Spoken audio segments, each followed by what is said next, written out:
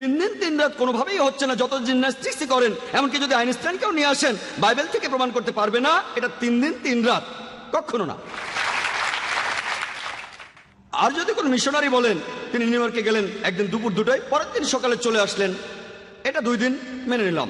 কিন্তু যদি বলেন আমি নিউ ইয়র্কে 2 দিন আর 2 রাত ছিলাম, আমি বলবো তিনি মিথ্যাবাদী, বড়সড় মিথ্যাবাদী। এটা বলতে পারেন 2 দিন, আমিও মানলাম যে একটা দিনের অংশই, পুরো দিন তর্কের খাতিরে মানলাম, কিন্তু 2 দিন আর 2 রাত বলতে পারবেন না। যদি বলেন মিথ্যে বলছেন। প্যাস্টর বললেন, শেষ পয়েন্টে তিনি বললেন যীশু খ্রিস্টকে কেউ নাকি জীবিত অবস্থায় দেখেনি। এটা আগে প্রমাণ করেছি, আমি 14টা পয়েন্টের কথা বলেছি, তিনি কয়েকটার উত্তর দিয়েছেন, সেই যুক্তিগুলো আবার খণ্ডন করেছি। যুক্তি বলে যীশু খ্রিস্ট তখন ছিলেন জীবিত, তার মানে সেন্ট পলের কথা অনুযায়ী, যীশু খ্রিস্টের নিজের কথা অনুযায়ী, অক্সফোর্ড ডিকশনারি অনুযায়ী, ওয়েবস্টার ডিকশনারি অনুযায়ী তিনি ক্রুসিফাইড হননি এবং পুনরুত্থিত হননি। আর যদি ক্রুসিফাইড না হন, ক্রুসিফিকশন নেই, খ্রিস্টান ধর্মও নেই।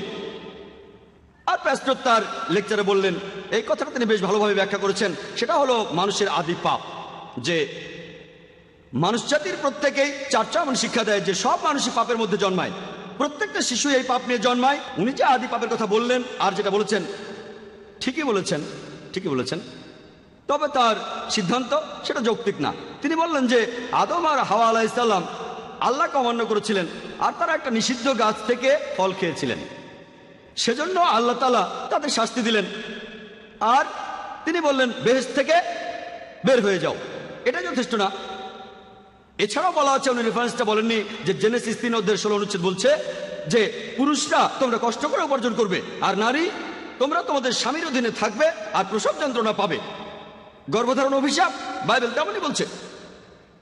যাই হোক, খ্রিস্টানরা বলে যে প্রত্যেক শিশু পাপের ভিতরে জন্মায়, আদমের সময় থেকে একদম সেই সময় থেকে পৃথিবীর শেষ শিশুটি জন্মানো পর্যন্ত সবাই পাপের ভিতরে। আমি একটা প্রশ্ন করি, যখন আদম সেই নিষিদ্ধ ফল খেয়েছিলেন আমাকে জিজ্ঞেস করেছিলেন? খাওয়ার আগে জিজ্ঞেস করেছিলেন? না, হয়তো প্যাস্টরকে জিজ্ঞেস করেছিলেন, আমাকে করেননি। যদি আমাকে জিজ্ঞেস না করে থাকেন তাহলে আমি কেন তাই থাকবো? কেন? অযৌক্তিক। ঈশ্বরকে অযৌক্তিক না। খ্রিস্টানরা পাপের প্রায়শ্চিত্তের কথা বলে যে ঈশ্বর তার একমাত্র প্রিয় পুত্রকে পাঠিয়েছিলেন প্রায়শ্চিত্ত করতে, যাতে সে নিজের জীবনে উৎসর্গ করতে পারে। আসুন দেখি পবিত্র বাইবেলের ব্যাপারে কি বলে। তারা পাপের প্রায়শ্চিত্ত সম্পর্কে বলেন যে যীশু খ্রিস্ট জীবন দিয়েছেন মানুষ জাতির পাপের জন্য। এই কথাটা প্যাস্টর বলেছেন আর খ্রিস্টান মিশনারিরাও বলে। বাইবেল বলছে যে পাপ করবে সে মারা যাবে। এই কথাটা 2 বার আছে ওল্ড টেস্টামেন্টে, ইজেকিল 18 অধ্যায় 20 অনুচ্ছেদ, ইজেকিল 18 অধ্যায় 4 অনুচ্ছেদ, যে পাপ করবে সে মারা যাবে।